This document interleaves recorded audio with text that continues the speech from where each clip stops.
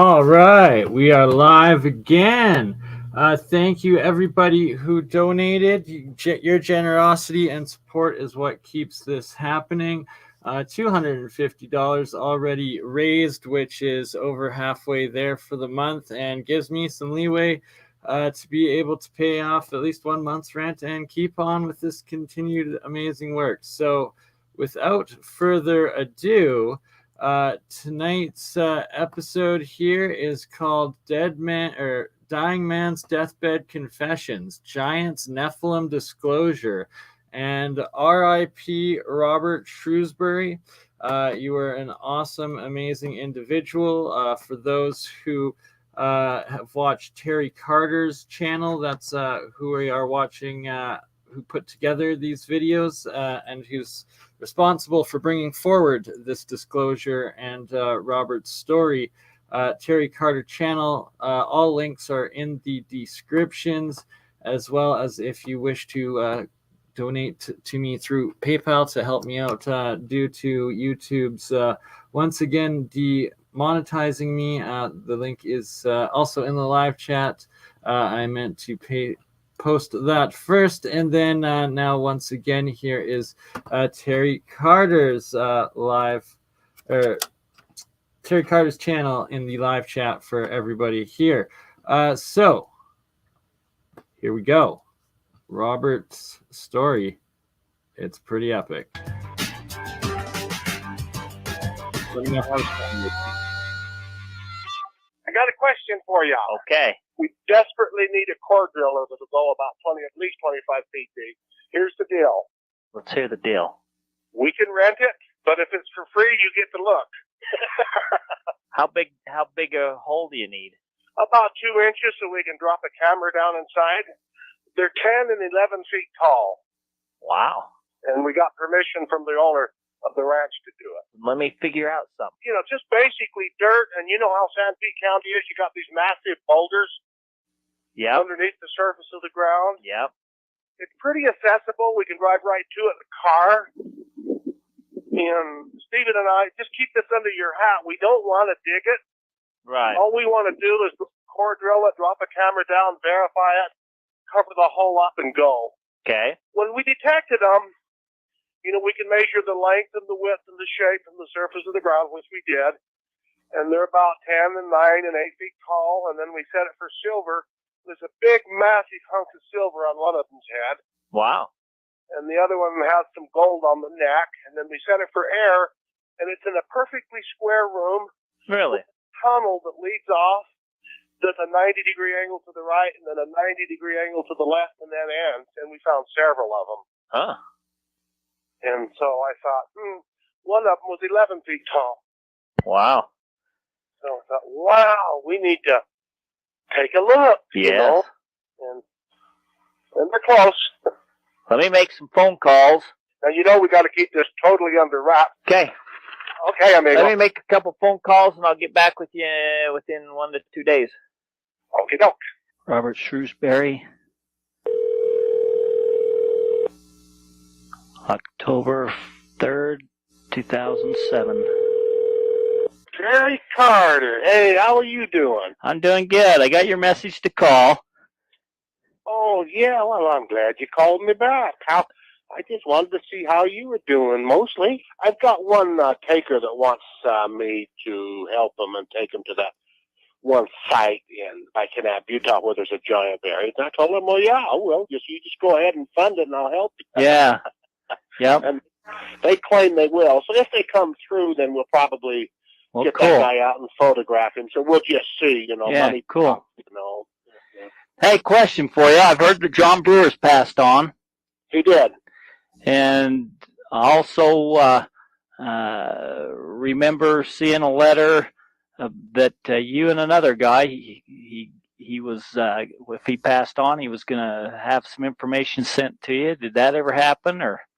Yeah. Okay. All right, so I also have to point out that this is the disclosure of the Brewer's Caves. They are quite famous, and that Robert was a good friend of John Brewer, and that now that Robert has passed, Terry Carter has decided to bring forward all and release all of this information. These are gold tablets and drawings and everything that was recovered from the Brewer's Cave. This is the actual Brewer's Cave artifacts, pictures, and the drawings of the giants and nephilims that you're about to see are those that were sketched by John Brewer himself of the Brewer's Cave's giants. And that is what we are witnessing. So here we go. I'm kind of afraid of the legal ramifications involved in there, you know. Yeah. I don't know. I've wondered about it, yeah. Yeah. There's also one thing I'm suspicious of, too, is, because see, I don't really know whether any of his kids know where that is also or not. Uh-huh. But one thing that happened is old Jerry Maurer had a visit from some U.S. Marshals. Oh, really? Yeah, and they wanted to know if he was trafficking artifacts and stuff. And he told them, of course, he wasn't. And they said they was wondering because some of the stuff out of John's cave was being sold. Who's selling it? And how would they? They didn't say who was selling it. And that's kind of funny to me because everybody's saying that it's a fraud. So that's funny to me that they'd be worried about it. Well, where everybody's declaring it a fraud. They were, but you know that one lead plate, I was the first one to take that came out of John Brewer's cave. I was the first one to take that and have a forensic done on it outside of Utah. It checked out authentic, and I've heard rumors that other people have done it with some of them now. Huh. And your point's well taken, but I'm wondering if Johnny Brewer's kids are selling some of that stuff. Well, I'd heard through the grapevine that they were selling some of that stuff. Before he'd passed on, I heard that they was selling I've heard stuff. the same rumors too. I don't know how to verify it. Yeah, I don't either. Yeah, I don't either. I'd heard that. So well, that's kind of interesting. Hey, yeah, I've been working with this technology, and I've learned a lot more about it over in the last year or two. Uh-huh. And it's working pretty good. You know, I did one, probably a week ago. I went up this canyon because there were Spanish writings there. Uh-huh. And I set the thing for gold and resonated the ground, and then I went in there. First off, the triangle in the cliff tells you where the gold's buried. And I measured the triangle and followed it down, and there was a big 7-foot hole in the ground. Somebody took that one. Huh. I see that happen twice. Really? Yeah, but what I can do is that when I resonate the ground, I can have it. You know, I got about 15 reeds in there, which they're just basically deposits of flour gold, which is pretty easy to find. But yeah. So I paused it again just to point out that this is I believe, what looks like a U.S. government agency with some LiDAR, ground penetrating radar here with Terry Carter, and that they have gone out to the Brewer's Cave section. And since Robert has died, and that they're actually confirming the cave. This is brand new footage, I do believe, of Terry Carter. I think that gets stated here at the end of this video, and that it's key to listen to Robert's absolute genius as he describes how he found these different caves throughout his life, how originally he started with the two rods, oh goodness, brain fart in the moment. He'll say it here in a second, what he's, the term I'm forgetting, and then moved up to the LiDAR and the ground penetrating radar as time and technology progressed, and that this right here is actually the disclosure of them going in, officially documenting the Brewer's Cave here since Robert's death. I can adjust this thing where it will only find the largest deposit, and I can separate it from the others, which works. So I got a deposit in there, and I went in there. It was about 6 feet wide. Wow. And then I put the metal detector over it, and it was strong enough to read on a metal detector, so I dug down about 2 feet. We are also and it was obvious it was placer gold, so I took it to the lab and analyzed it. And it was a pretty darn rich pocket. Wow.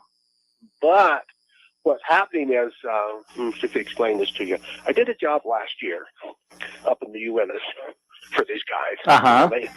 I didn't get anything because basically what I got was pay because that's what I charged. Yeah. Yep. But it wasn't on the consignment, but it should have been. Yeah. Retrospect always works better than present, doesn't it? Yep.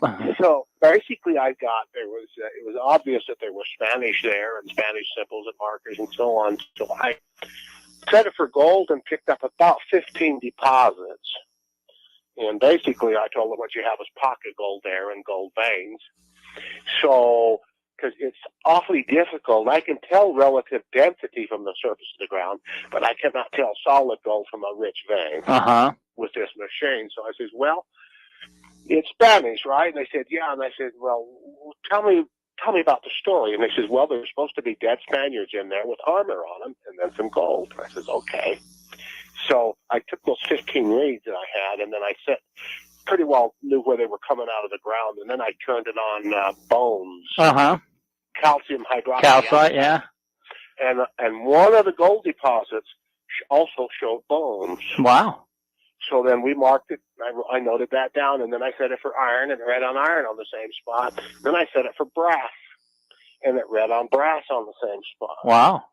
Then we walked over it, and I set it for oxygen and nitrogen, and I showed a deposit of air inside there. Huh. And anyway, that one was a hit. But what I'm saying is, the more you know about a target, yeah, the more you can. Yeah. That's how. That's the best way to work the technology. Ah. So keep in mind, if you ever go look for one, if I ever help you, try to find out as much about the target as you can. I will do that. Information I want to add pass to you. So, but I haven't had very, it was a side-eye shot this year. And Hewitt hit 83. And he went over that target repeatedly, and he says, well, there's no metallic there, and there's no void there. And that's fine, because I have an EM83 too. And now, if you have a solid piece of metal in a tunnel that's surrounded by air on three sides, it will not read on that. Really? Because the signal won't come back. It's void, and shows the void there.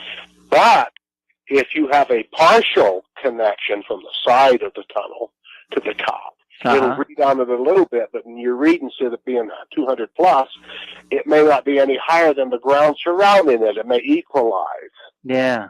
So in those conditions, you cannot find a tunnel even if it's there. Really?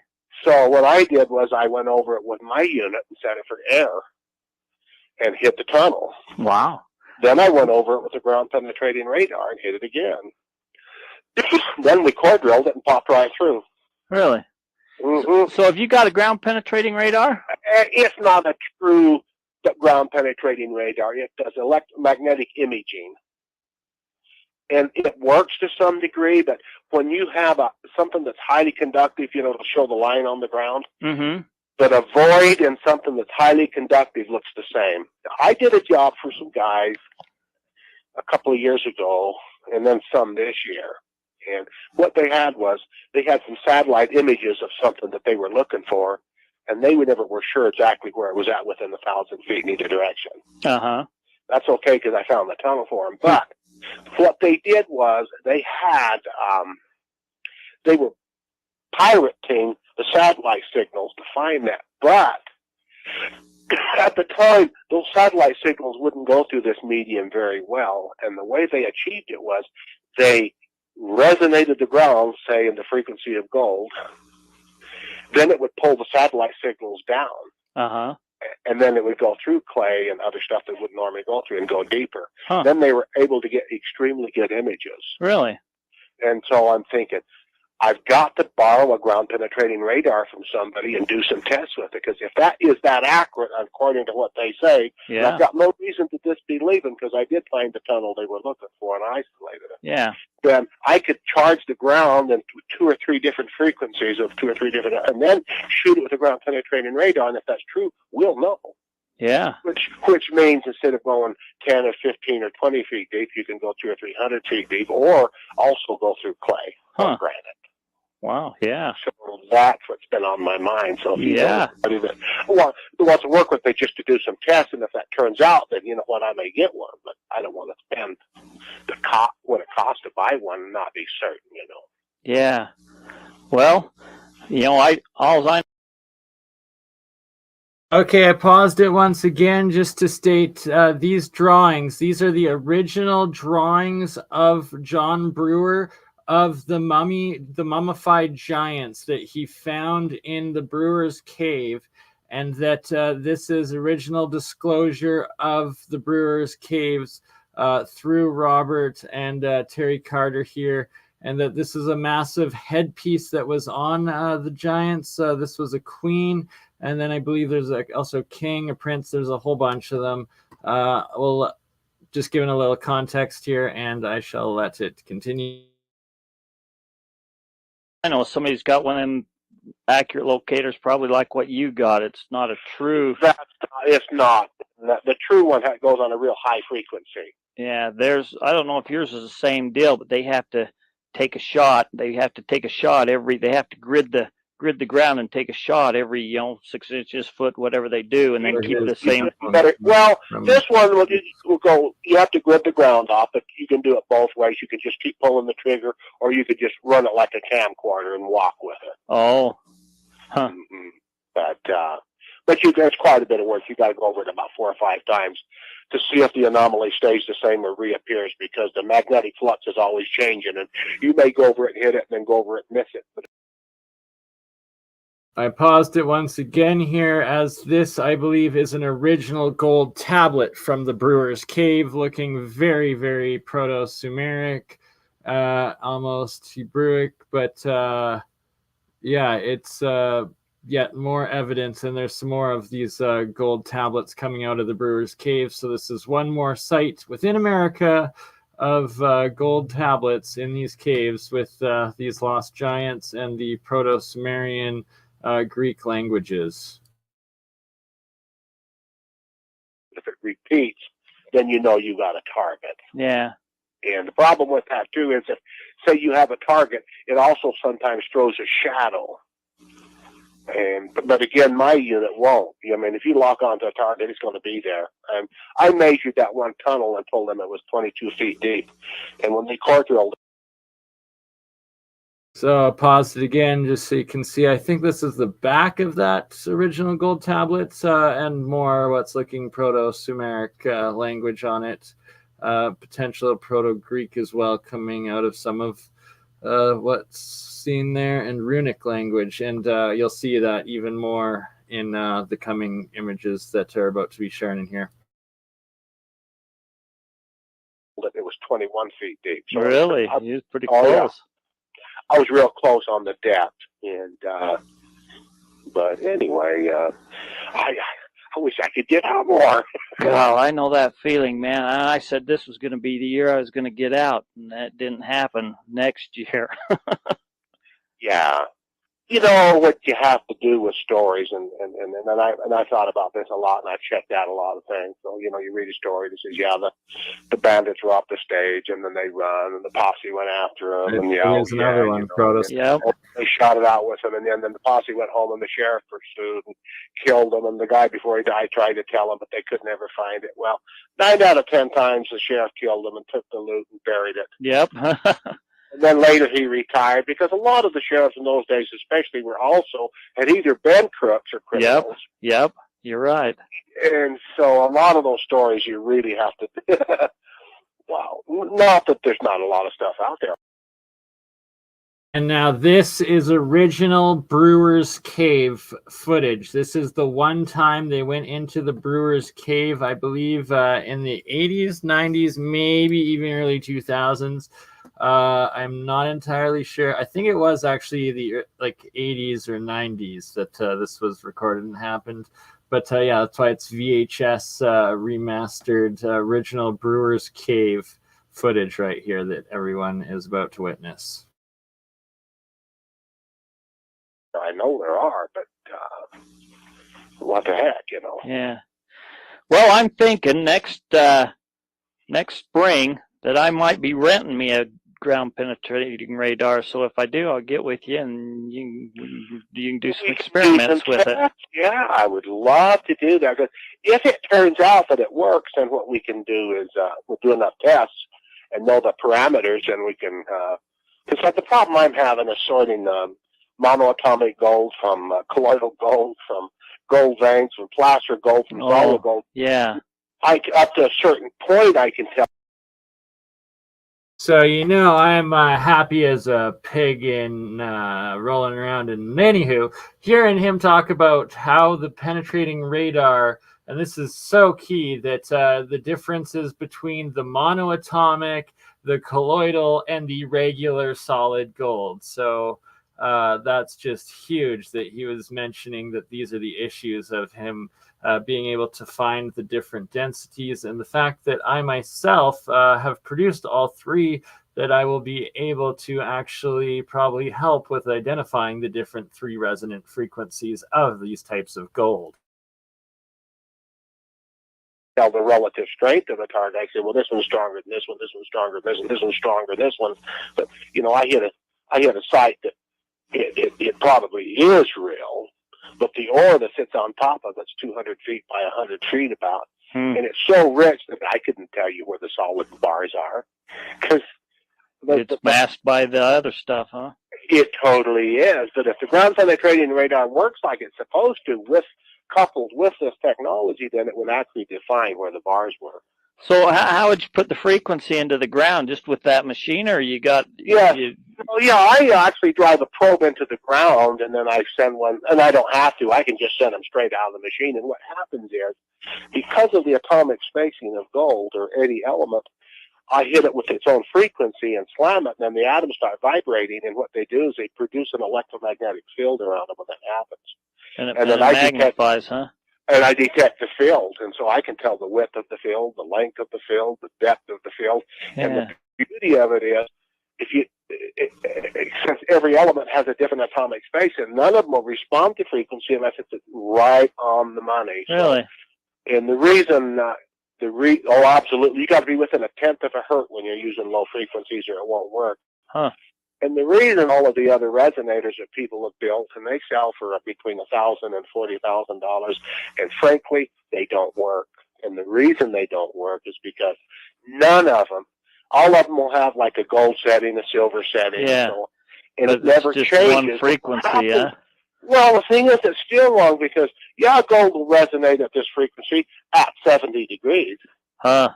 And the minute it gets colder or hotter, the atomic spacing changes and its resonant frequency totally changes. And when you're dealing with, say, okay, glass is 0.2 of a hertz different than quartz.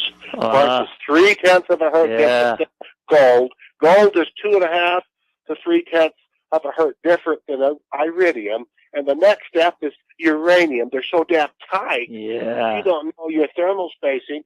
You're going to lock on to dog poop and dig a hole and say, oh, damn. And they all do. Huh. When I lock onto a target that says it's gold, and of course I sell my services to a lot of people, I charge them quite a bit of money, but I give them 100% guarantee that if there's no gold there, they get all their money back. Huh. That's how certain I am with what I do. But so if they dig and they don't find a gold bar, then I take the soil and analyze it and prove to them that there's gold there. Yeah. It can do that. But that's how accurate my technology is. Wow. Well, it makes sense shooting the ground with frequencies and that, and they're resonating it, make it magnify, because I know you can do the same thing with metal objects, just putting electricity into the ground. It magnifies all that stuff, and with a metal detector, it'll make it look bigger than what it is. So a metal detector will search deeper. Absolutely, it'll find things deeper. Yeah, absolutely. Yeah. So what happens? Yeah. So you're stimulating something, and I've watched it, and I found out another thing too. Most people, and I don't think I've seen the exception, that uses a resonator, LRL, use a square wave, which is a serious mistake. Because when you use a square wave, you've got so many harmonics, it'll activate the gold and the iridium and the quartz and the glass and the uranium and everything in that neighborhood. And you can never define it. I mean, my first resonator I built 8 years ago did that. And then I would go out and dig, and then I would have it assayed, and I started finding those elements. And when I finally did my spreadsheets on all the elements where I could sit there and look at them and see how tight they are, I was, oh my God, no wonder. And so now, and then of course, you know, the ground temperature between 11 and 20 feet is real stable. Year around. So if it's that deep, you can lock onto it. So incredibly accurate. Yep. And then between that and up, then of course you've got to do some calculations. But I finally found another method to detect it that is not affected by thermal spacing. What's that? I'm not going to keep that a secret. Okay. I tested it in the lab, and what I did is I tested gold that I froze, and then I tested gold in the oven at 2,000 degrees, and both of them locked onto the gold. Huh. But most of the time I don't do that because I can calculate the temperature close enough that it's not a problem for me. Yeah. And so I'd take gold or silver, and I would freeze it, and then I'd take it to 40 degrees. Then another piece 40 degrees, another piece that was below freezing, another piece that was like 90 degrees, and so on. And the frequency changes quite a bit when you start messing with it. Really? With every element, yeah. So if you're looking, let's say you were looking for Gordon Smith's find down there at Mount Trumbull, and he says it's in an ice cave. Well, thing is, gold wouldn't read the same in there. Copper wouldn't read the same in there. Would not read the same in there. The whole scale would go up on frequency, including the water. So you'd be picking up water if you set it for water, but you would not pick up that ice. Wow. So, but Man, you've done a lot of research over the years, a lot. I have. You have. Like a cloistered monk, I just never quit until I started working for me every time. Yeah. So, yeah, I've got it mastered now, but something I'll still learn more and more and more as time goes on. Yeah, well, that's what you do too. You just sit down and take stuff, analyze it, and pick it apart till you figure it out. I do. That's true. That's what you got to do. Yeah. That's what science is all about. I took a friend of mine had built a miniature of the Ark of the Covenant. Okay. Up in Delta, Colorado. He lives the other side of Delta. And I says, well, what do you have for the innards? And he says, monoatomic gold and platinum. And he bragged that it had 0.6 of a volt. And I said, Lamar, I've been wanting to do this test for a very long time. And he says, what? And I says, I want to resonate it at those frequencies and see, and it'll take on a charge. Because when you start slamming the atoms, negative and positive, it's just like rubbing two magnets past each other. It's going to create gas, and you're going to produce electricity. He says, okay. So I took a temperature reading with my thermal detector. I set my frequencies for platinum and gold. I was running 2 out of it at the same time, about 10 octaves apart. And so I was using 1 watt, and in 5 minutes I brought the voltage up to 615 volts of my capacitor. You're kidding. Wow. So then when I got home, I finally realized that using 1 watt was fine, and I can go a great distance, but I found out that 1 watt, if you say I buried some tire weights outside and some lead shot, and a big old brick of lead that weighed 10 pounds. And I went out there and picked up the tire weights and the BBs, but it would not pick up the brick of lead. And I thought, I don't have enough power to activate it. So I built another unit that put out 150 watts. That's 150 times more powerful than Jericho 1 unit. And so then I went out there and plugged into the ground and charged it and pulled up my antennas, and guess what? It never picked up any of the lead weights. It would only pick up the lead brick. Really? Because what happened is it took on such a greater charge because it could have had the power to repeat it. It took it all, huh? It eclipsed everything else, and when I could only pick up the lead bar. So after that, I called Lamar, and I says, what's the voltage in your capacitor? And he checked it, and I said, I want to see if I can charge it from Manti. Sorry, I just paused it there as there's questions. This is from the Terry Carter channel, and this is rest in peace, Robert. This is Robert speaking, and he was a good friend of the Brewers, John Brewer, and the Brewers Cave, and that he has now passed. So he gave Terry Carter permission to release this upon his death, which just happened this past week.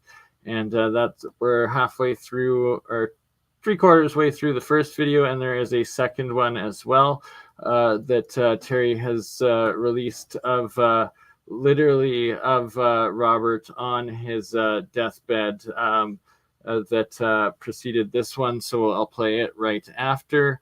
And yeah, like just a genius of an individual, like how much he knows about the monoatomics, electricity, radio frequencies, even talks about John Hutchinson in one part of it and whatnot. Just absolutely genius individual, and that he got started out with the Brewer's caves, and that's how he got first exposed to giants. And all the drawings that you see are the original drawings by Brewer himself, who discovered the Brewer's caves, and that before he passed them along to Robert, who is best friends with Brewer, and that he subsequently passed them along to Terry Carter, and that this is it's all legit. This is the Brewer's cave system. So the links for all Terry Carter's channel, where he's literally got hundreds of videos about this stuff throughout Utah, throughout Arizona, throughout Nevada, and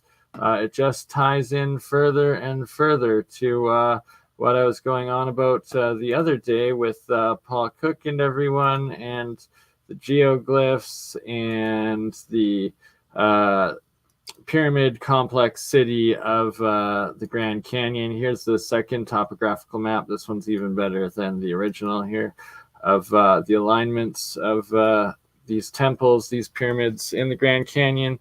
And this is in Utah, right close, or I believe maybe it's Illinois. There's so many of them, it's insane. But this location that we're being shown right here, this is the Brewer's Cave. As I play this, I'm gonna look it up and see what state that this is in, and we shall continue. To Delta, Colorado. We laughed, and so he says, okay. So we took a voltage reading, and I turned it on for 45 minutes and charged it 78 volts over 200 miles away. Wow. And the irony of the whole thing is, it charged every piece of platinum for 200 miles in every direction, minimum. Huh. So we're also dealing with some of the Tesla stuff where he could pull energy out of the ground. Wow. So doing that, how you getting it? It's got to ride some kind of magnetic frequency or something to there, doesn't it? Or how would that do that? Well, okay. When you take atoms and you slam them, negative, positive, Mm-hmm. they're charged. What happens when you do that, it produces an electromagnetic field that forms around the cluster. Mm-hmm. And I can resonate not only atoms, I can also resonate the valence shell. It's a different frequency, but I have the frequencies of everything, of every element, including the valence shell frequency. Huh. You do that, man, you produce enormous amounts of energy. I can get glass to repel my antenna like a magnet. Really? A foot away. Wow. Mm-hmm. Man, wow. You've been doing some experimenting.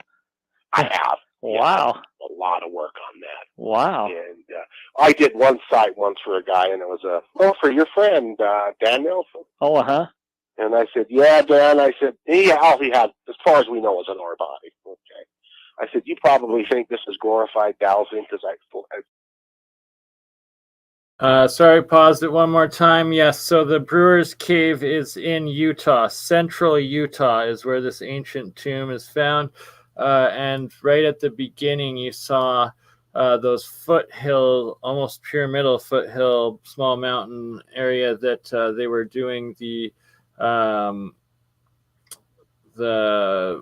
LiDAR, ground penetrating radar search of it. I believe that is the actual Brewer's Cave above it location. And yes, Central Utah is where John Brewer found his ancient tomb, and these are all his original drawings that we are seeing and witnessing here, passed on to Robert, who has recently deceased and left this realm, and bless his soul for all that he has shared with us, and Terry Carter for his continued hard work. Links are in the descriptions. connected to electronics, and I've got these 2 swivel antennas that are plugged into the machine. And I said, I want to show you that it's not. And he says, okay. So I locked onto his target. And I said, now, all elements attract with this technology, but when you get real close, they all repel. And what's going to happen is I check that antenna when you point at the target at say 10 or 20.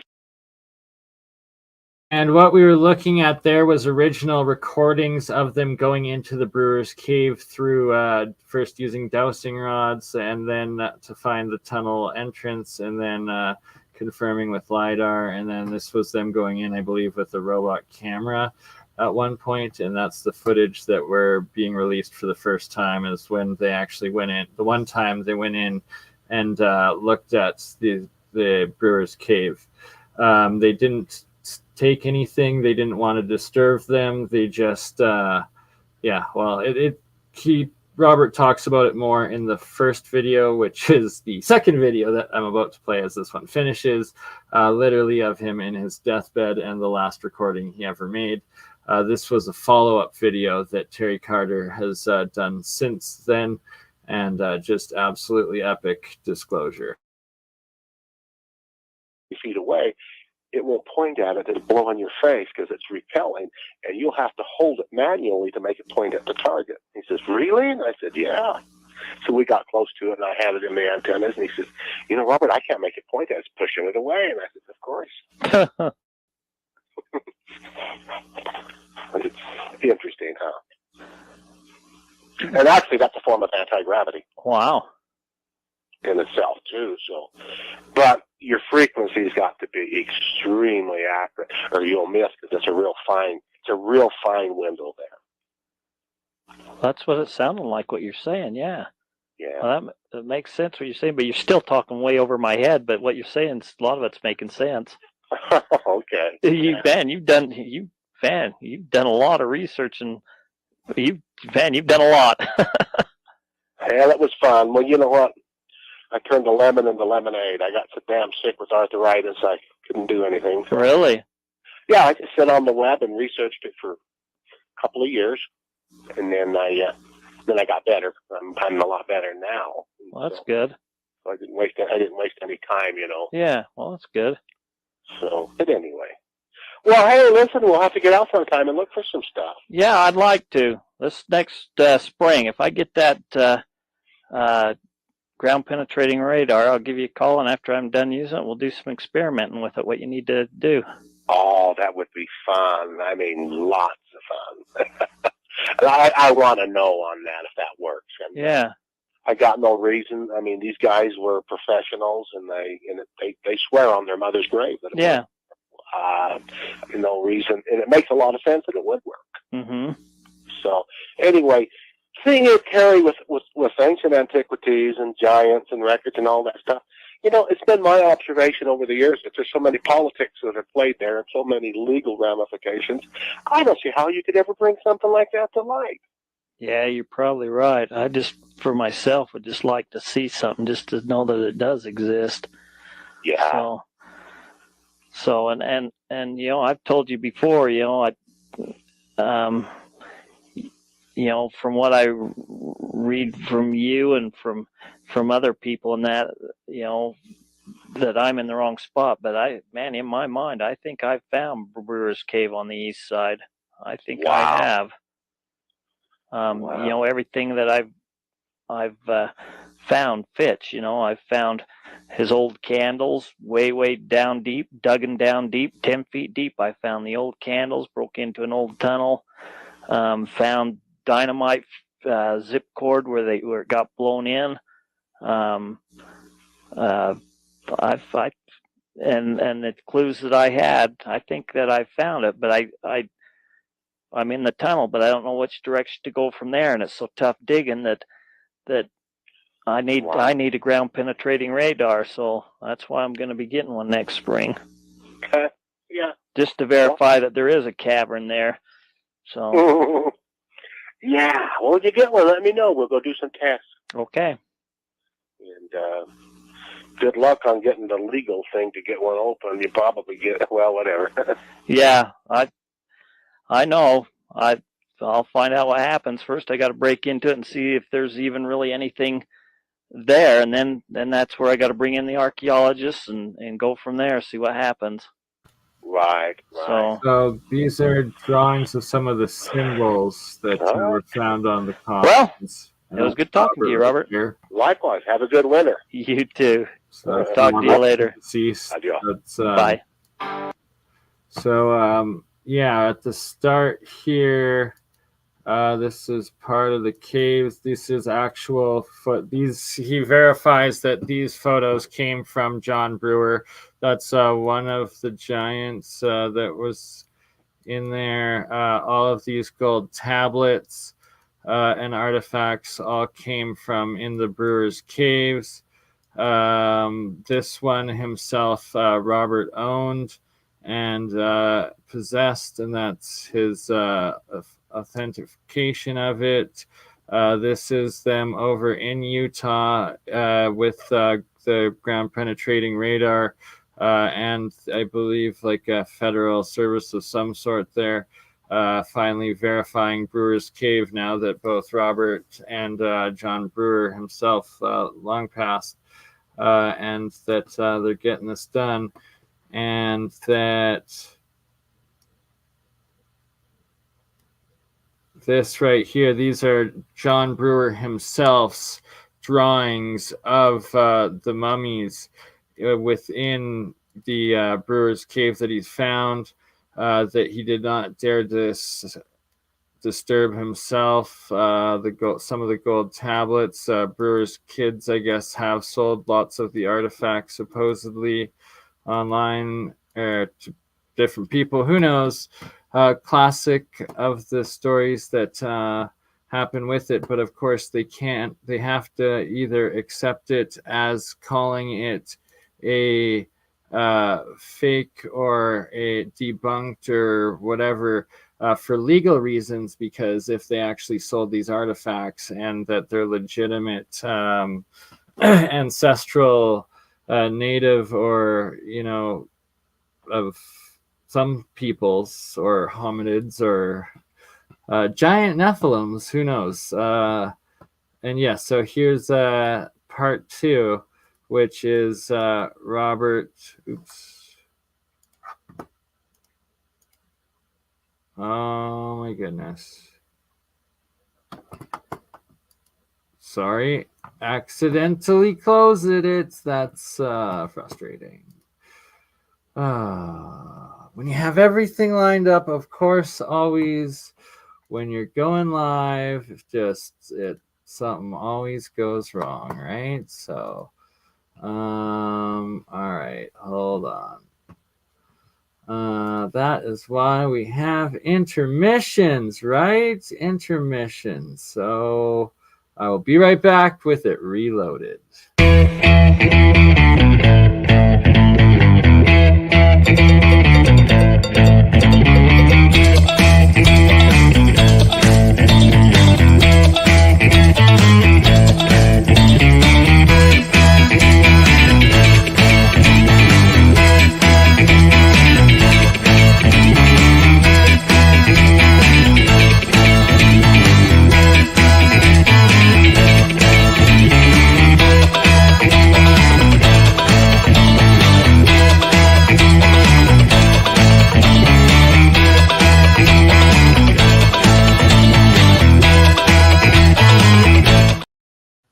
And boom, just like that, we're back, and I've got it. So this is the deathbed confessions of Robert. The Nephilim giants are still alive. From Robert Shrewsbury, or Robert Reed, as some people know him by, telling me that he had congenital heart disease and he didn't know how much longer he'd be around, and he wanted to share some things with us. So my work schedule is crazy. I work 24/7, and I have a hard time even putting these videos out and getting to interviewing people. But I made a point to go visit Robert because Robert's a wealth of information, done a lot of studying, a lot of research, a lot of scientific experiments. And, if Robert had something to share, I wanted to get that. So this is the video. Parts of the video that he did for us that he wanted to share with us, And sadly, it wasn't too much longer after this that Robert did pass away. At a young age, Robert helped uncover some giants that they'd found. And because of that activity in his life, that drove him to researching and figuring out who these giants were. And so a lot of this video is some of his research, some of his findings about the Nephilim. So with that said, Robert, I'm gonna miss you and thank you for sharing what you have shared with us. And I hope you guys enjoy this. Thanks. So I'm with Robert Shrewsbury. He invited me to come down and talk with him, and he's going to share some information about some giants and things near where he lives and some things he had some dealings with. And with that said, I'll just let Robert tell the story, because it's something I've been interested in a long time, but I never have really known the whole story, and let's just see what happens here. And with that said, Robert, take it away. Well, the first time I met John Brewer was when I was in my 20s. I was pretty young. And David introduced me to him. And he asked me to help him because he says, Johnny Brewer has this cave and I'd like to have it. And we could work together and we could have it. And eventually, you know, he says, you're a good talker. Maybe you can. I said, okay. So we went over there and he was working at the sewer plant. And he always worked graveyard in Moroni, Utah. And so we started that. We would visit him periodically over a period of years. And finally, when I moved to Los Angeles. There was a lot of good work there. Johnny Brewer wrote me a letter. Well, we always corresponded in writing also because he liked us. And he says, I'm going to send you a wooden sword that I carved. And I'll send one to David. And in the handle, it takes 2 maps to get to the site. And he says, so you'll both have to have both of them if you're going to access the cave. So pretty soon there was a sword in the mail. And then later there was one for David. My sword said number 1, Robert. David said number 2, sword number 2. Anyway, so that's how that started out. But and Johnny Brewer, well, he meant well. And that's how I come across it. Just one of those things. Is it a fluke? I don't know. So those that don't know John Brewer and what he found and whatnot, can you tell us a story about that? Oh, yeah. Earl John Brewer lived in Moroni, Utah. He was out digging some arrowheads in one area, and a little deeper, and he noticed an opening. Or can it be a little cave or something? So he penetrated it, and that turned out to be the cave. And there were some people in there, a woman and a man. He's about 13 feet tall. She's about 13 feet tall. I call them the Nephilim, and I got a good reason to believe they're related. And they call themselves, from what I've gathered, Wabanaki also, but that's the name of their confederacy, not the name of, because the Nephilim are not all of the same race. They belong to a confederacy. So you're saying Wabanaki, not Anunnaki? Well, that's another name for them. The same name, huh? Related. I know that the Algonquin people, I'm related to them from my mother's side, claim, and it's accepted by more than 40 tribes, that they're the oldest known confederacy on Earth. And what do they call their confederacy? Wabanaki. There was some connection somewhere, the way I look at it. And as far as Johnny Brewer told me factually on a stack of Bibles that when he was up there at one time going into the cave, there were 3 men standing at a distance from him observing him.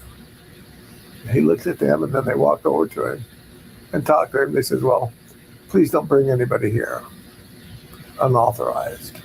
And so then they turned, they walked away, and then it looked like he says, they walked behind an invisible wall. Really? Both of them disappeared that way. Later, they came back and talked to him and took him into their underground city. Do you say what he's seen in the underground city? Oh, he just says it was a very beautiful place. He says the people in there have all kinds of powers, mental powers, to do things. So is this near his cave? It is. It's right there. I won't say that. Okay. It's there, and it's from my detection work, I found all of those installations that are underground cities are housed with silicon carbide. Now, I don't know if you know what that is. I don't. It's beautiful, but it's like a gemstone. It's found in nature, and it can also be made. And it a diamond is 10 hardness. Silicon carbide is 9.8. It's pretty hard stuff. Carbide, they use it for cutting blades. Things like that. Probably 9.8. Anyway, What he's that's it. underground cities are made of. I can't prove anything I'm saying on that Right. regard. But I have detected those all over the place. Whenever you like, what Johnny had was a burial. The people live underground. They live in underground cities. He has a burial. So they bury him up topside. They don't bury him in their homes in the cities. And there'll be a tunnel underneath, about 100 feet deep, another one underneath that, about 6 layers deep, about 1,700 feet long. And they're here. They're at the Skinwalker Ranch, the Green Frog Ranch, and all those goofy places. What I think is a phenomena that comes out of those places, a strange phenomena, I think it's a high-tech scarecrow. Keep people out. That's what I might take on it. But anyway, excuse me. Yeah, and so they keep them away, and most people fall for it. You know, John Hutchinson has one too in Arizona. Another scarecrow. But I have tested all those. I went up to the Skinwalker Ranch about 30 years ago with an EM83, and I ran it over, and I just held tunnel after tunnel after tunnel Really? after tunnel. Oh yeah. To tell you a little story about how it works, the EM83, I have one. Anyway, there's a site that I took on a partner with last year, and there was an actual treasure, Spanish, and I had done it by Dalvin, and it's a couple 100 miles from here. So we all drove out there, and we landed on the GPS was a big Spanish turtle. Wow. I hit it right dead on the money.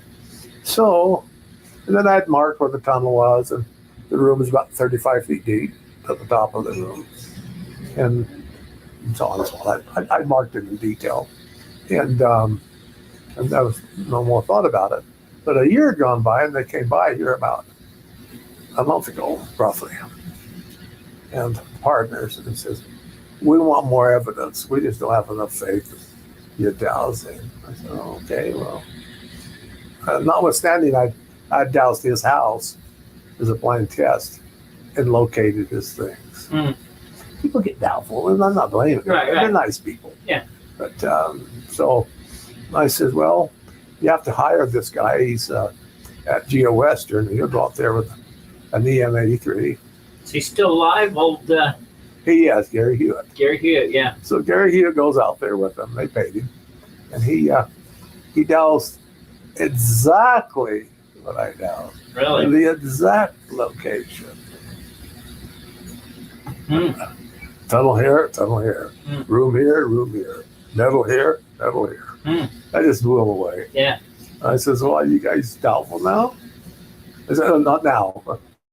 Hey, they'll hit us sometime in April, or May, or whatever. But but I took that same machine. Well, I have one like it. It needs to be repaired right now, so I can't use it. But the Skinwalker Ranch, and I just see tunnel after tunnel after tunnel after tunnel after tunnel. Hmm. They're endless. Hmm. And there's metals in them. So I'm saying, okay, I'm doing some scientific stuff. It's not just my doubts. No, yeah, you're. I like verification. Because Yeah. maybe I'm a doubting Thomas too. So Yeah. that's all. Wow, I have to pause it right there and just say that he states that he took his ground penetrating radar machine and went to Skinwalker Ranch, and that there was tunnel after tunnel after tunnel after tunnel after tunnel, and they all had metal in them. So that's pretty fascinating stuff. And yeah, I'm just I've been putting some of the Medicine Hat Badland Guardians and trying to get a couple of the pyramids, Grand Canyon, which is close to Utah, where Robert did most of his work, and where he's also talking about the underground legends of the giants and the Nephilim that is about to come up. He's about to talk some of the most. I'm not going to interrupt him. I'm just going to let him say what he's saying, but he's saying that these underground cities, they have like a 9.8 hardness of this crystal metal something or other that they were made out of, and that they still live down there, and that they live underneath the mounds and underneath the mountains. So potentially that underneath here, where there's rumors to be cities, and that they literally covered that cave entrance up, there could still be these different Nephilim giants and humanoid giant races and demigods, who knows? But yeah, I'm going to shut up and let this man speak. But anyway, I met John Brewer, and that's all that stuff has come up and come up and come up. And then finally, wow. All right. Anything else? So you saying that they told him, please don't bring anybody here without the rite of passage. How does one get the rite of passage? Well, they said, don't bring anybody. I think they're talking about the mummies. Oh, Yeah. And as far as the city, it's they have technologies that you can't even. you won't be able to find the city. Well, listen, did you know Charlene Hunt? Yes, I knew her really very well. I didn't know her very well, but I've met her a few times Yeah. through Gary Clifton. I asked her one time, Gary Clifton, yeah. I says, you live in Sigurd? She says, yes. I'm always looking for evidence. And she says, yeah, I do. And I says, you've lived there all your life, haven't you? She says, yeah. I'm still living in the house I was born in. Mm. And she was about 80 at the time, I think, somewhere there. And I says, have you ever seen anything strange across I-70 into the foothills there to the north? And that's where she was. She'd shoot from the hip. She didn't care if you believed her or disbelieved her. If you disbelieved her, She didn't care, huh? yeah. So she says, Robert, she says, I have seen the ground shimmy when I was over there. And then it would be a gaping hole there, like something out of Star Trek. Hmm. And then these silver discs would go shooting out and then hover up in the sky. And she says, one time they were doing that, and there was a cigar-shaped one, and these little silver discs would go in and out of the cigar-shaped one like it was a transport, and then back down into the ground. And she says, Robert, I have seen that at least 100 times in my lifetime. Wow. I tested it out. I Into get the cigar-shaped silicon carbide, mother I pick crap up all the into burials, these underground cities. and they can be picked up at the EM83. Again, anybody that wants to can hire Gary Hewitt. I'll tell them where to go. If they're doubting Thomas's, they got some people. They just love to doubt. On the other hand, there's so much sci-fi BS. Yeah. How do you know what to believe? But Right.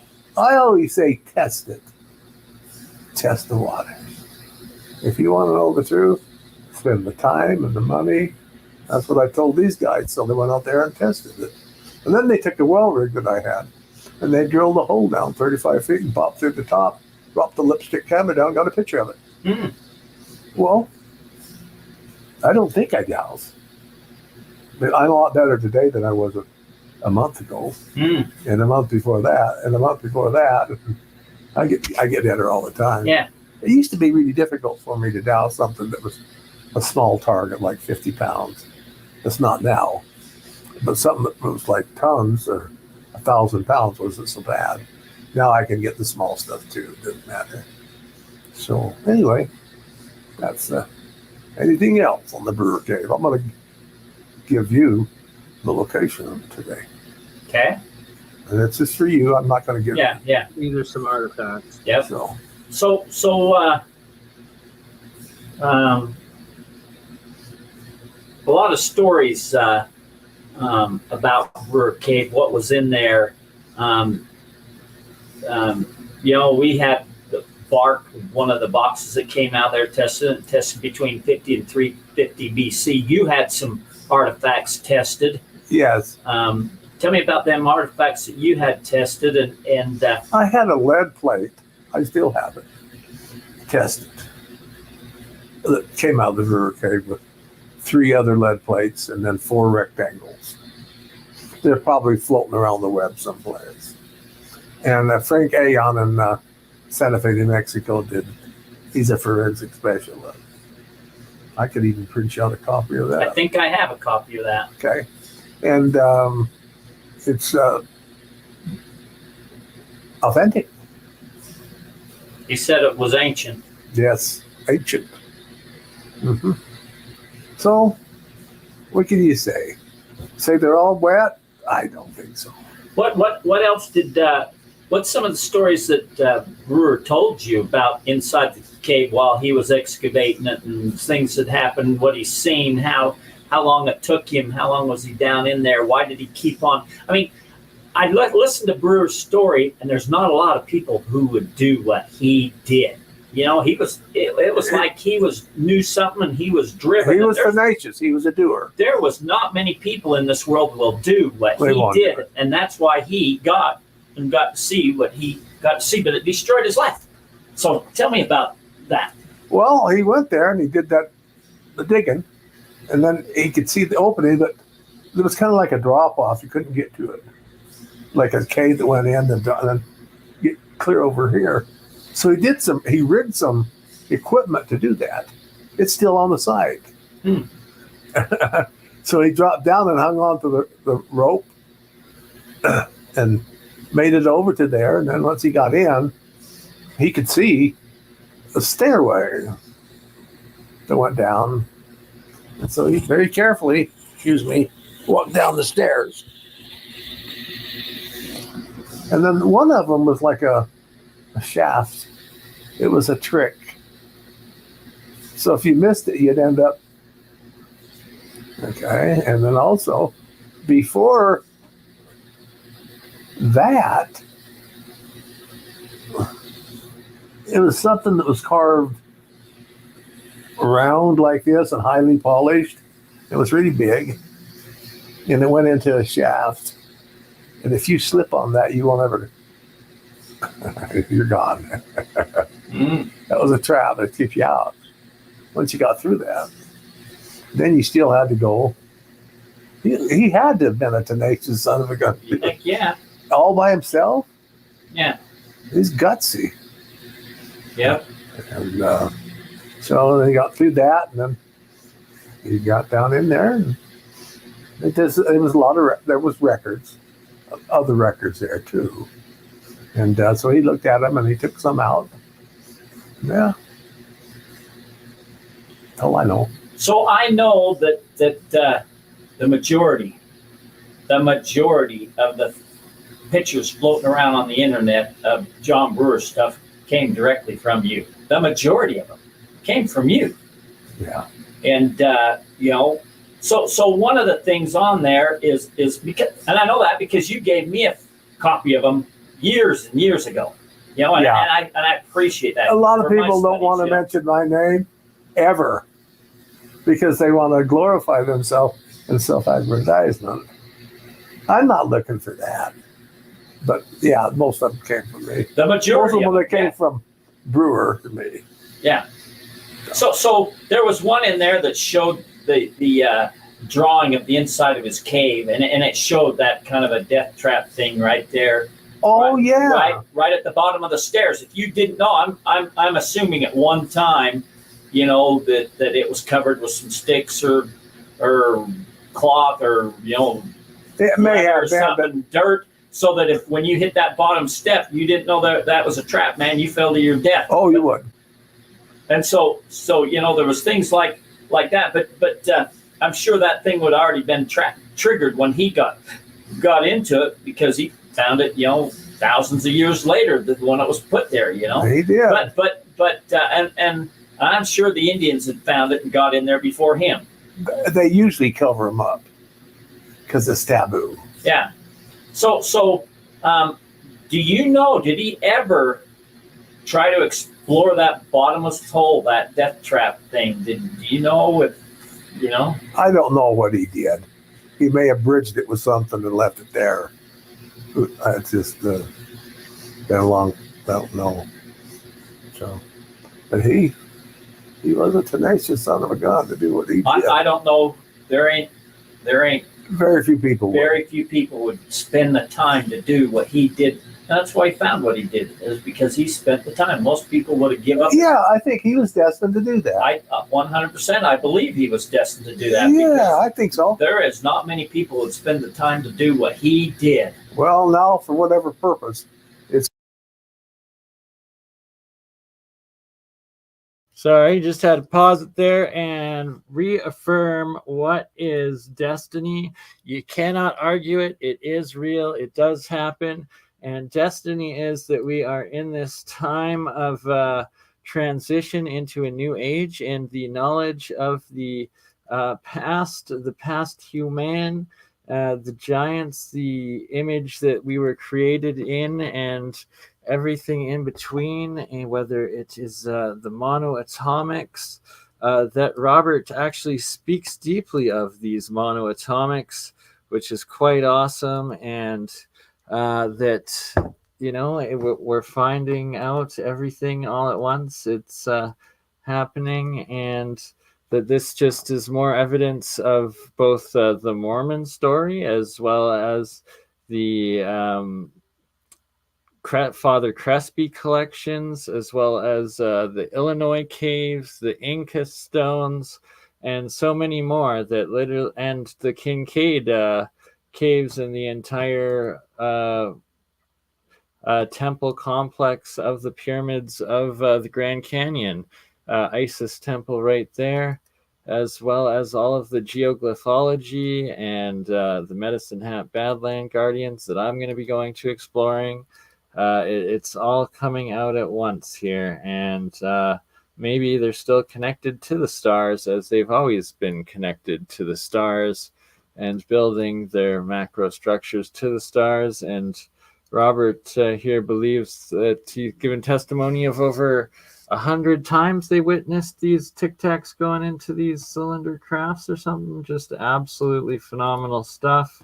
And that he also giving the disclosure and the final actual evidence and truth to the Brewer's caves, and that this is all true, and the John Brewer's story is true, and that they're still there, that they respected them, they didn't disturb them, they didn't try to make money off of the corpses. No, they respected them and left them there, and that they're still there. And bless Terry Carter for his work and continue bringing it forward. And please do go over to the Terry Carter channel. I'll post the link in the live chat again, and it's in the descriptions. And subscribe and watch all of his amazing videos. There's so much more. And tell him that I sent you there, and to please come on Autodidactic Alchemist with me and Campbell. And we also got to get him in touch with Leak Project. And on that note, back to him. It's going to be in your hands. You want to be careful. The system could shut the whole thing down, and John Q. Public would see nothing.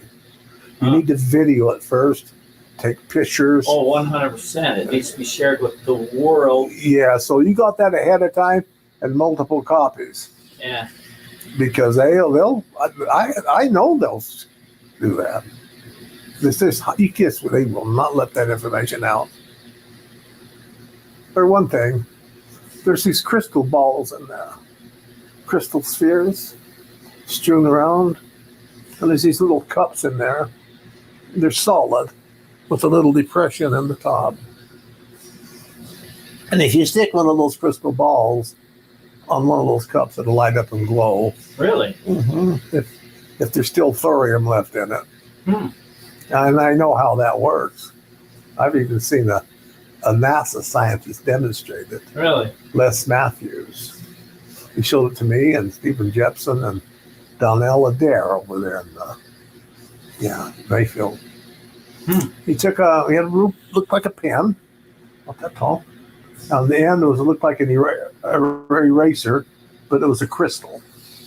And he pressed something, slid it up, and it glowed brighter than any LED you'll ever see. Really? And I said, Les, what is that? That can't be an LED. And he said, hell no, it's not. He says, no LED will get this bright. He said, that's an emerald. He says, you know how nuclear works? I said, yeah, you have beryllium and boron. Beryllium speeds up the neutrons, and the boron slows it down. That's the modulator. And he says, that emerald crystal is beryllium crystal. And he says, I have a little BB-sized piece of plutonium at the top, and when they come together, it lights it up. That's the source of light. There's technologies that you're dealing with that I don't think they want to come out, and that would be hushed up if they did excavate it. Just keep that in mind. I've done my research. Yeah. And but anyway, it'll be interesting. So I know that Brewer was always looking for a big repository on the west side of the valley here, because he found a map. There is one. He found a map in his cave that said so, and you talked about that. He had a map, and I don't have that map, that shows 7 locations. Okay, and he tried to get into that one. He did make an entrance, and he saw typically those crystal spheres on the floor, and then the big tall doorways. And he made a few footsteps in, then he had a bad feeling about it. So he got out of there, and then there's another one above Mount Pleasant. I can tell you where that one is. Maybe you won't have the tenacity to penetrate it. It could be on private property, though. I don't know. Yeah. But, I even have the symbol that was written on it. He gave that to me. Oh, really? Yeah. You know what that looks like.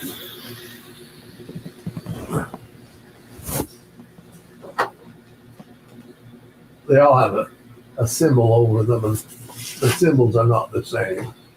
They're different place to place. They don't have a piece of paper to write on their head.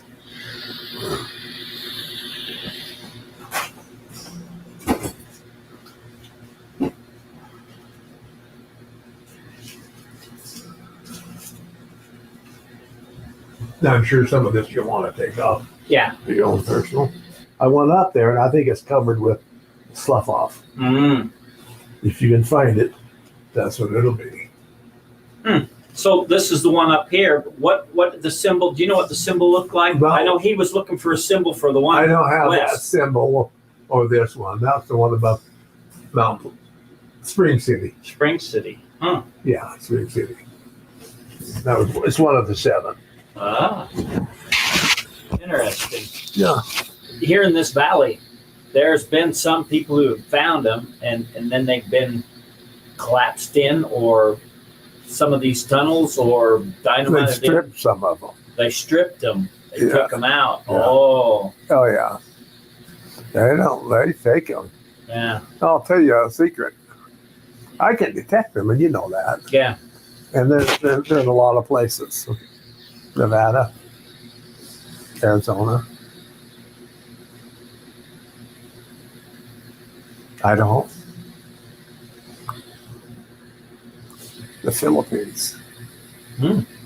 Yeah, that's what the Japs were robbing. Oh, really? And that's what the Spaniards were robbing. Hmm. They were robbing the burials. That's how they got their loot.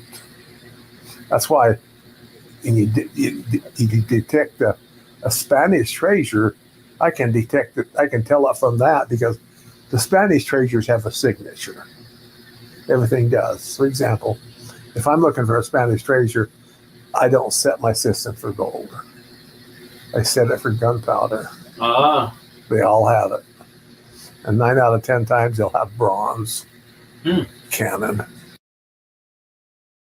Sorry, I just paused it quickly there to point out this is key stuff Robert's saying about how when treasure hunting, searching for anything that the Spanish were involved in, because the Spanish were raiding and looting all of these Nephilim and pre-cataclysm civilizations, gold and treasures, that anything that the Spanish then took and reburied or lost Spanish stolen looted gold was had gunpowder mixed in with it. So he would tune the frequency to be looking for gold, silver, and gunpowder in with the Spanish treasure hoards. And that I find it fascinating. He brings up also in the Philippines that they were doing this, as there's a lot of rumors of the Philippine gold and what the Japanese were doing in World War II and all of that gold, and the different esoteric and occult secret societies and all the treasured gold of Asia, China, and Vietnam, everywhere, but also the Philippines.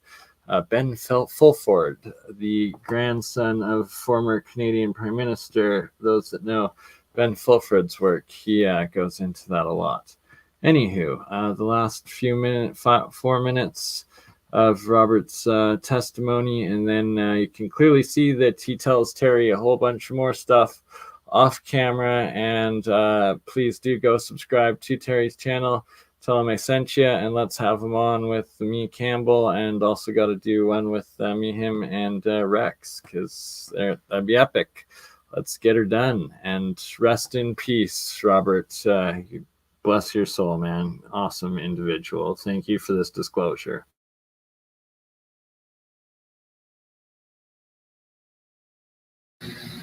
Once I got that established, then I check it for gold and silver.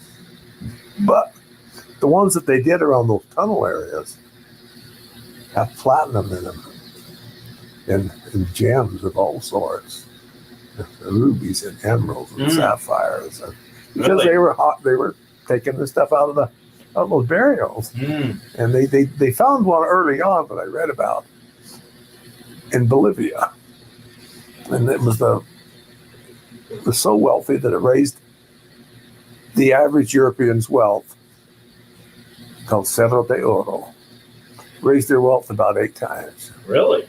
It caused inflation, and they had to start vaulting the gold by orders of Spain. So don't want to spend too much. Yeah, but they're in Ecuador. They're just both the underground people live all over the underground.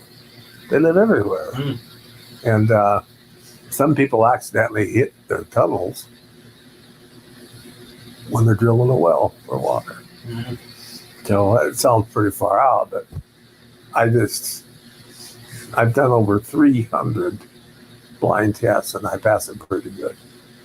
I don't doubt what I'm detecting, because I've always been able to verify it with an EM83. And so, who are they? They're the Nephilim. In the Book of Enoch, it says they were put underground because they were causing trouble. So that was forbidden for them to come. Anyway, so they live underground. The way I see it. Does government want that out? Of course not. I don't think they do. They don't tell us about it. Yeah. Well, I'm not trying to be sci-fi. I'm listening with what I know and see and understand. Right. So, well, are you ready to get the information on the location? Yeah. We'll have to go in the other room. I may have to.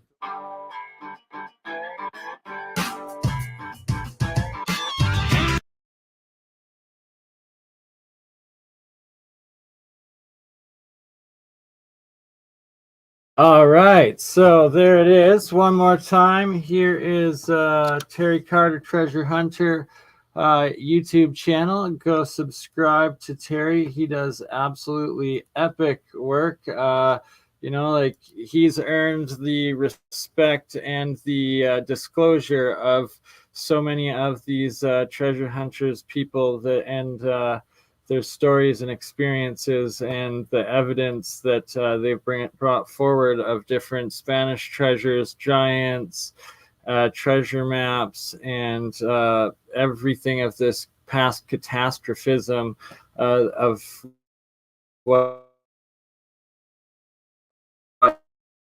Egypt in times before that, most likely.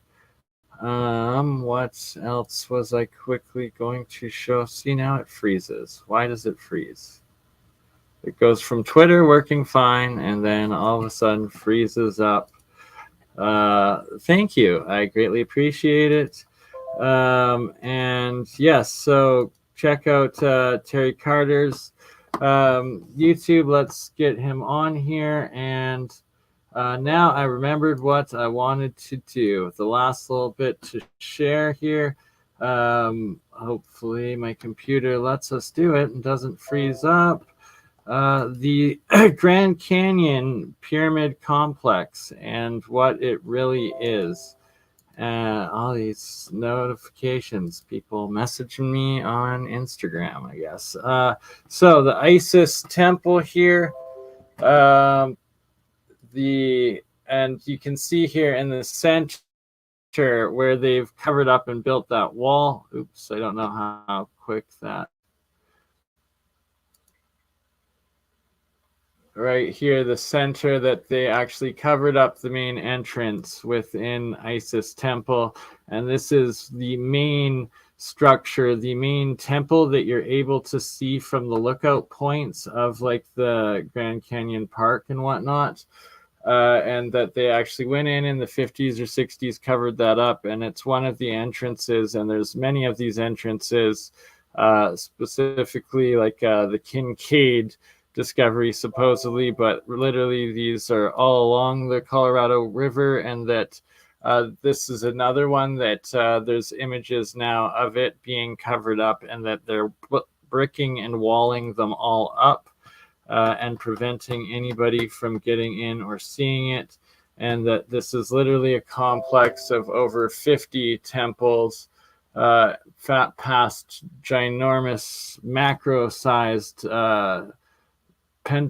like 5 and 4 sided step pyramids and ruins of epic proportions that like these, it's undeniable, and that they're perfectly topographically and geographically aligned to the complete Orion constellation in the sky, and that they have these holy names. So here's one before. Once again, they covered it up there. You can see when it used to have the hole within the or the entrance of Isis temple, and just that this would have been full of water, and that there were these dams, what they call these buttes and fissures, that in fact were actually dams that filled this into a tropical lake paradise instead of a desert that it is today, desolate desert instead of a living metropolitan. And the same would have been for these sort of pyramids over in Egypt that I'll be going more in depth with Luke over at Ancient Historia and all of his discoveries of the pyramids around there. This image here is in Australia, and the Egyptian runes and carvings, and that there's also pyramids throughout Australia as well. That's a whole more series to go that I'll be discussing with Campbell. This is Pyramid Waterfall, I guess. I don't see a pyramid on that. And then, of course, we have the different mounds of South America and the mid-U.S.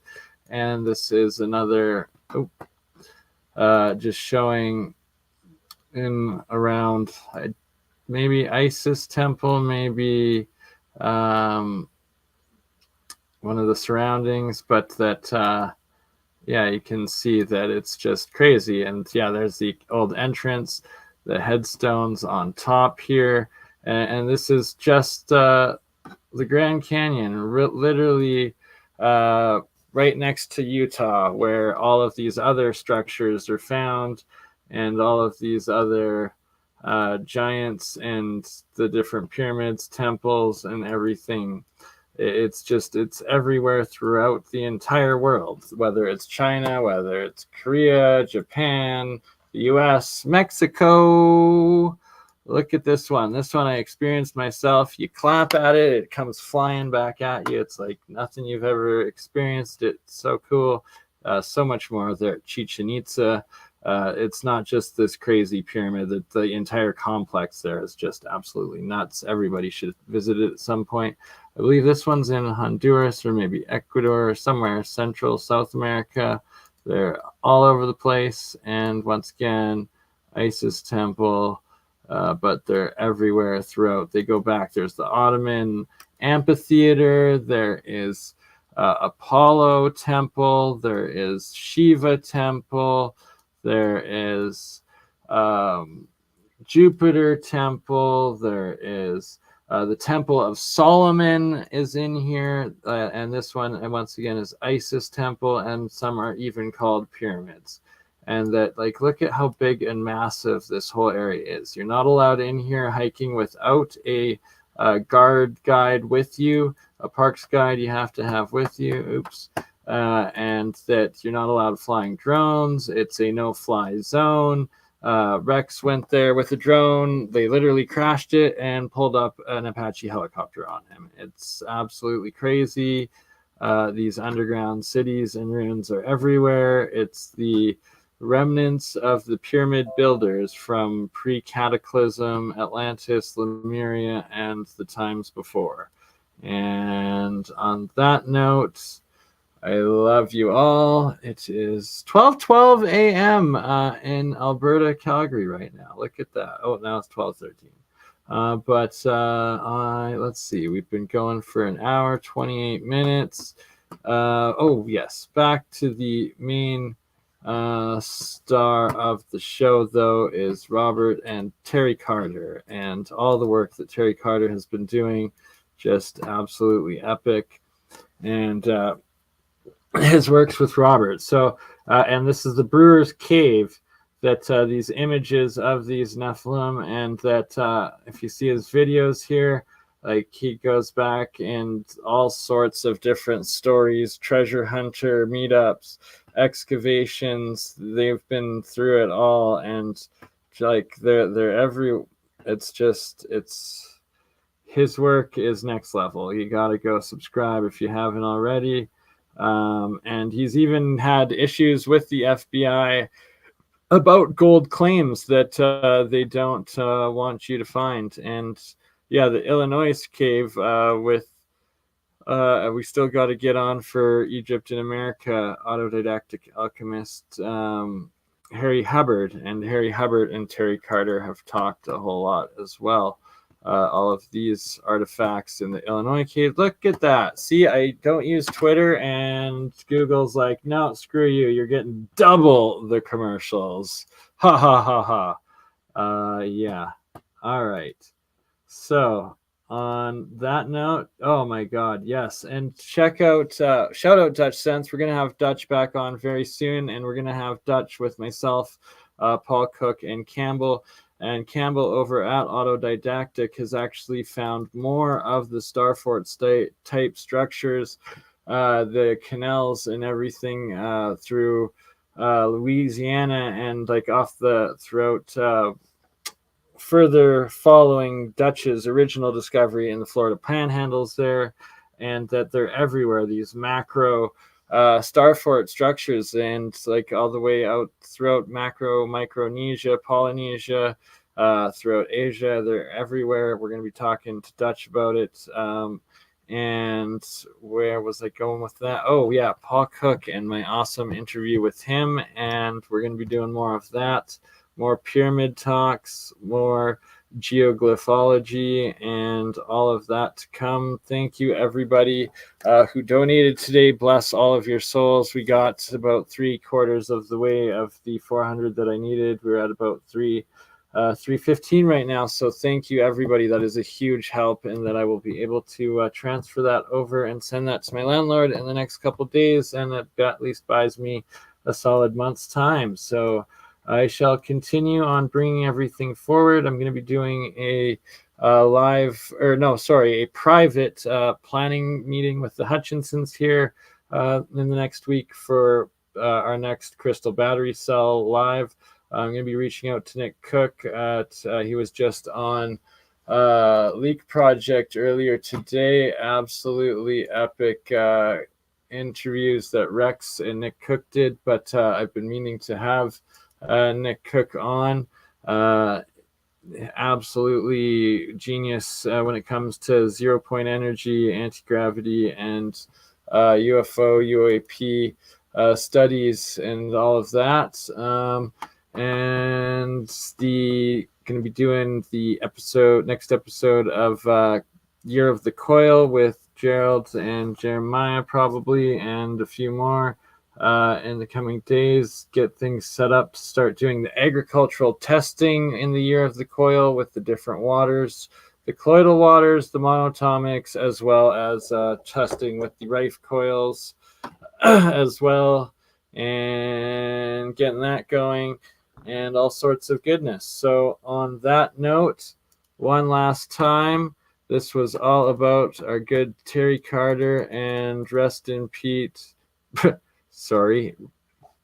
Rest in peace, Robert. You are a legend, Shrewsbury. Amazing human. And look at that. Terry Carter's at 44.4k subs. Let's at least get him to 44.5 if we all go over there, and also leave a blessing and prayer for Robert's. Oops, I shouldn't be on full. There we should go. Oh, and it shouldn't even be on that. It should be. Sorry, I'm still talking, and I thought it had gone over to back to sharing there. That's what I meant to be talking and showing. Here's the link to Terry Carter's Dying Man, Nephilim, Robert Shrewsbury interview in full. And on that note, I love you all. 111 watching. Oh wow, that's Illuminati confirmed between the 3 channels. Alien Scientist, I'll be doing a stream with Jeremy and Dutch Synths, as well as Jeremy and the Hutchinsons, and it might all be together with all of them in one, we'll see, or 2 separate things. That'll be coming in the next month, as well as, oh my god, I gotta return. There's a few. There's going to be a whole bunch of interviews coming up, and Walter Bosley, I am so sorry. Shout out to Walter Bosley and the Alien Scientist, and hopefully Joseph P. Farrell, and that might happen very soon too. It's all going to be epic. It's all coming to you in 2023. Real science, because your generosity makes this happen, and we're all in it together, making it happen together. And on that note, I love you all. We'll see you on the next one.